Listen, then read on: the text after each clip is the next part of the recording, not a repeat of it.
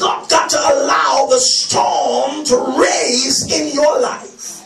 Whether it be a storm in your house to get you out of your home and into the house of God, or whether it be a storm on your job to cause you to miss work sometimes just to be in the house of God. Sometimes God got to allow the storm to come up in your life to position you. Watch this. He said to me, the place in the world where Christianity grows the most is the place where there is religious suppression. Let me say that again. The place where Christianity grows the most is the place where there is religious suppression. In other words, it is the place where Christians are going through some stuff. That is the place where Christianity grows the most. Because the place where there is no trouble, then there is a very little powerful Christians. But where there is a place where trouble is always in your life, then you find yourself before the throne of God in prayer. And where there is much prayer, there is much power. And that's why God has to sometimes allow us to suffer so we can find ourselves in his presence. If we suffer with him for a while, then we will also reign with him. Watch this. For most of us, trials is when our boss is giving us a hard time, or when someone in the church is talking about us, or when the pastor is rebuking us. For most of us, that's our trials and our hard times. But I want to talk to some folks who have been to that door and back. These are the kind of folks who can say that I've been through the storm, or I've been through the fire, I've been through the flood, I've been broken into pieces, seen lightning flash from above. I want to talk to the folks who was put out on the streets and didn't have any place to live, who know what it is to suffer. I'm not talking about the ones who born with a gold spoon in your mouth and you had everything, sugar and spice and everything nice. I'm talking to those of you who didn't have a father or mother growing up. I'm talking to those of you who've been to hell door and back, and you got a testimony. Everybody got a testimony in this season. But the Bible says that we overcome the enemy by the blood of the Lamb and by the words of our testimony. Hallelujah. Some folks know what it is to be in a storm.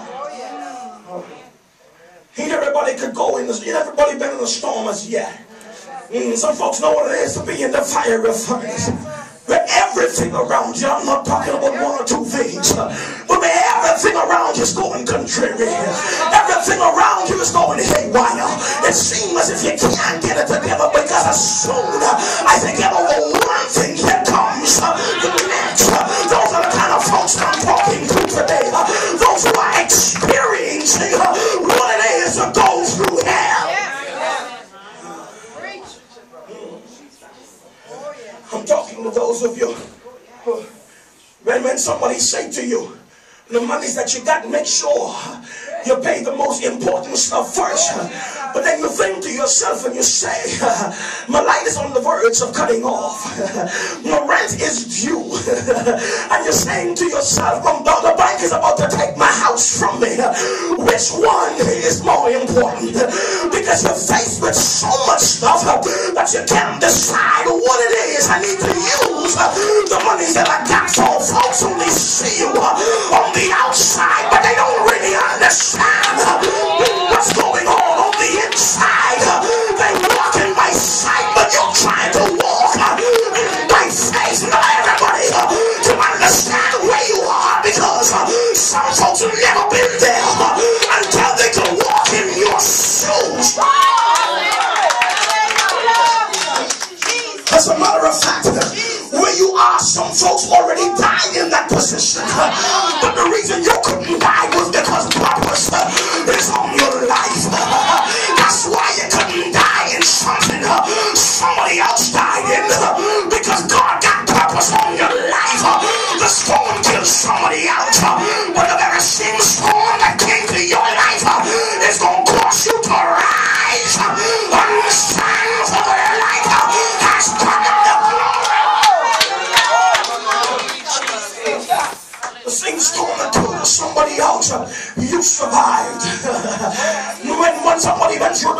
done went crazy, you still held your peace.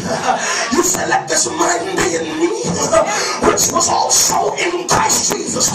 When that Negro left you, you still held it together. Even though you were hurting, you still smiled. Who am I talking to in this place? When your cupboard was bare, and you still came to church and you made a sacrifice for you still came to church and you sold, but you had no food to eat. That's because you realized that if I cast my bread upon the waters, after many days it shall return unto me. Even though I'm in the middle of a storm, I still find a way to smile.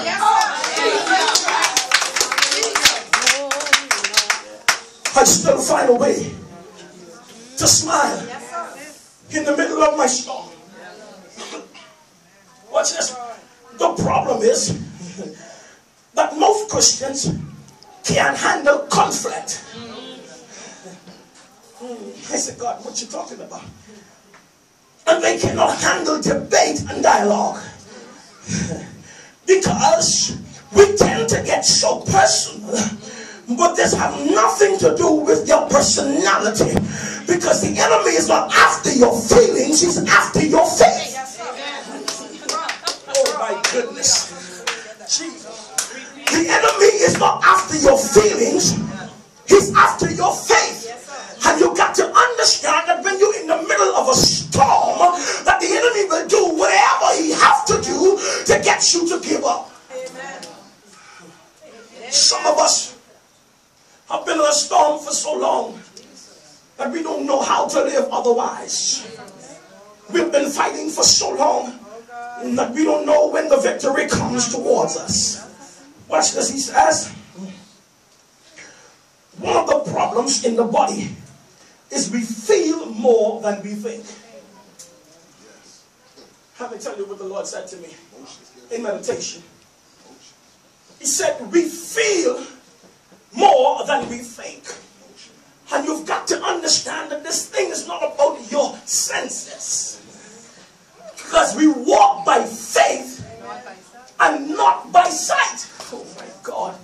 Jesus, listen. Oh my goodness. But we must realize that this walk is not about our feelings. Because we can get our feelings hurt. Oh, Jesus, you can't get your intellect hurt. You can get your feelings hurt. So your faith is not a feeling, your faith, it's a fact. But see, because you were human and you were created with feelings, you respond out of your emotions. That's why when we're going through some stuff in life, we respond the way we respond because we respond out of our emotions. But God is trying to get us to understand that knowledge should override your feelings. Woo. That's why we go around in circles in our storm. It's because he's trying to get us to understand that get out of your feelings and get into knowledge. Once you know what I'm saying concerning your life, you have no worries about what's going on around you because your knowledge overrides your feelings. Oh, Jesus. Thank you, Lord. Oh, I want you to understand something about a storm. When a pilot is flying a person and he comes into a storm, the pilot cannot stop flying just because a storm is there. Even though in the middle of the storm he cannot see where he's going. Watch this. Oh my God. He now have to switch, oh my God, from his intellect to something greater than himself. Oh my goodness. So long as you can see where you're going, you can rely on yourself and your own intellect. But what happens when you cannot see? You now have to switch from what you know into what God is saying concerning your life. When you can't see, you now have to make a switch. But see, most people would rather run, oh my goodness, from the things that challenge them. Anytime we come into a church where we have some stirring leaders The quickest thing we want to do is walk out the door and leave. Because it is in our human nature to run away from problems, or to run away from challenges, to run away from some things or to run away from discipline. It is in our human nature, watch this, because when it's time, when I grab my belt, Deacon Clinton, when I grab my belt, and Victory sees the belt, then the first thing she do is she run away. It is natural for us to run away from discipline. So we tend to walk away from some things. But what happens, watch this, my brother said this to me. He was in